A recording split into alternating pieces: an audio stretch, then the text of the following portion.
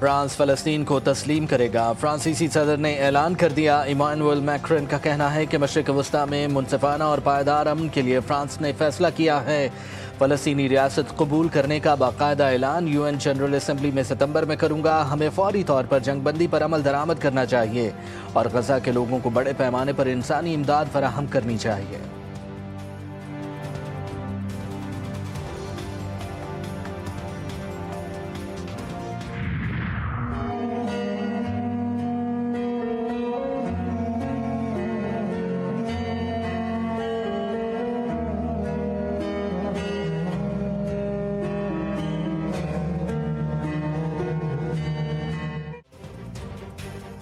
غزہ میں بارود کے بعد بھوک بھی قیامت ڈھانے لگی۔ بھوکے متاثرین ایک مٹھی آٹے کے لیے موت کے منہ میں جانے پر مجبور۔ بھوک سے بلکتے ننھے بچوں کو دودھ میسر نہ ہی ایک گھونٹ پانی۔ کئی دن کچھ کھائے پیے بغیر بچوں کے جسم سوکھ کر کانٹا ہو گئے۔ قحط زدہ مزید 2 فلسطینی زندگی کی بازی ہار گئے۔ 9 فلسطینی امداد کی تلاش میں گولیوں کی بھینٹ چڑھ گئے۔ مصر کی رفح کراسنگ کی بندش۔ مصری شہری کی غزہ کے لیے خوراک پہنچانے کی کوشش۔ بوتلوں میں خوراک بھر کر سمندر میں پھینکنے لگا۔ مصری شہری نے انسانیت کا حق ادا کر دیا۔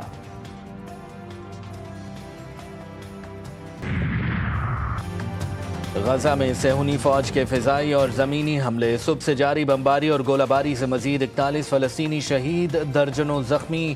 جنوبی غزہ میں مزاحمت کاروں کا صہیونی فوجیوں کے کمانڈ سینٹر پر حملہ، بھاری نقصان کی اطلاع۔ مغربی کنارے میں کار سوار نے 8 فوجیوں کو کچل دیا۔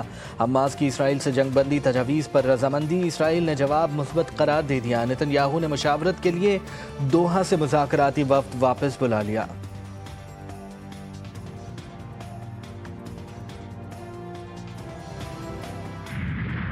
Partnership with the United Nations must be strengthened, deepened, and further institutionalized. Whether in championing the right of the Palestinian people for freedom and statehood, in advancing for the rights of the people of Jammu and Kashmir for self-determination, and end to the prolonged illegally occupation by India, or in supporting peace efforts across Libya.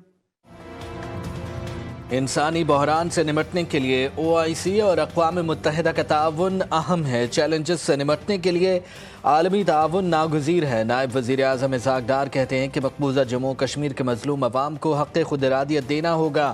OIC اور اقوام متحدہ کے درمیان تعاون کو مزید فعال کرنے کی ضرورت ہے۔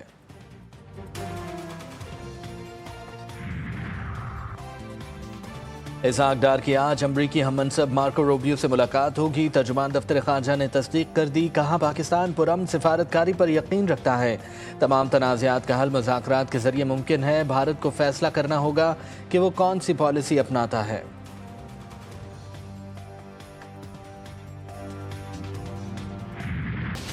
یہ فیصلہ ہوا ہے یہاں پر آج کہ ہم بیٹھیں گے اور ہم فیڈرل گورنمنٹ کو باقاعدہ طور پہ یہاں سے بتا رہے ہیں کہ آپ ہمارے ساتھ بیٹھے اس کے اوپر، تو بارڈر آپ کی ذمہ داری ہے، آپ بارڈر پہ جائیں، اپنی فورسز بارڈر پہ لگائیں جو آپ کے نیچے ہیں، اور جو نیچے کا علاقہ ہے وہ ہماری حکومت کی ذمہ داری ہے، ایڈمنسٹریشن کی ذمہ داری ہے، صوبائی حکومت کی ذمہ داری ہے۔ بارڈر ایریا کو آپ کور کر لیں، یہ بھی آپ کی بڑی مہربانی ہوگی۔ صوبے میں کسی بھی قسم کے آپریشن کی اجازت نہیں دی جائے گی۔ دہشت گردوں کے خلاف ڈرون کا استعمال بھی نہیں ہوگا۔ وزیر اعلیٰ علی امین گنڈاپور کہتے ہیں کہ بارڈر ایریاز کی ذمہ داری وفاقی حکومت کی ہے اور اس حوالے سے تمام ادارے اپنی حدود میں رہ کر کام کریں۔ اپیل کرتے ہیں ہم سے کیے گئے وعدے پورے کیے جائیں گے۔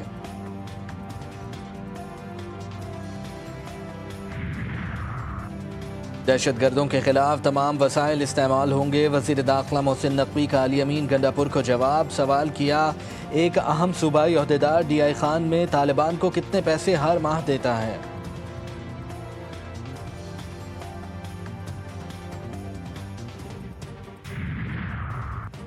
وزیر اعظم سے مولانا فضل الرحمان کی ملاقات۔ ضم اضلاع کے قبائلی عمائدین بھی شریک تھے۔ ملکی مجموعی سیاسی صورتحال پر تبادلہ خیال۔ شہباز شریف نے کہا کہ ضم شدہ اضلاع میں امن و امان کا قیام ترجیح ہے۔ بجٹ میں ضم شدہ اضلاع کے لیے خطیر رقم رکھی ہے۔ ضم اضلاع کی معاشی ترقی، فلاح و بہبود کے لیے وفاقی حکومت ہر ممکن اقدامات اٹھا رہی ہے۔ پاکستان کو امن کا گہوارہ بنانے کے لیے تمام مکاتب فکر کے اکابرین کو مل کر اپنا کردار ادا کرنا ہوگا۔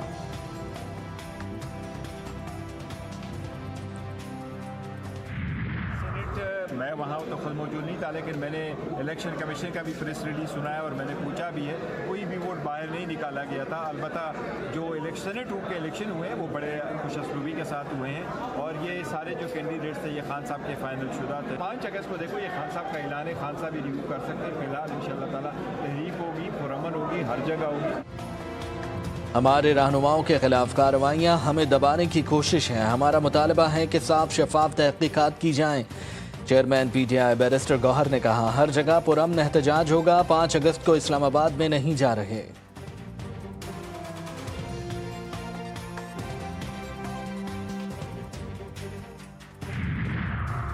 شاہ محمود قریشی کو پارٹی سربراہی دیے جانے کی خبریں مسترد۔ پی ٹی آئی کے سیکرٹری جنرل سلمان اکرم راجہ کہتے ہیں کہ پارٹی کے لیڈر بانی پی ٹی آئی ہے، شاہ محمود قریشی نہیں۔ یہ غلط بات اور مفروضہ ہے کہ شاہ محمود پارٹی کو لیڈ کرنے جا رہے ہیں، شاہ محمود کا عہدہ قائم ہے۔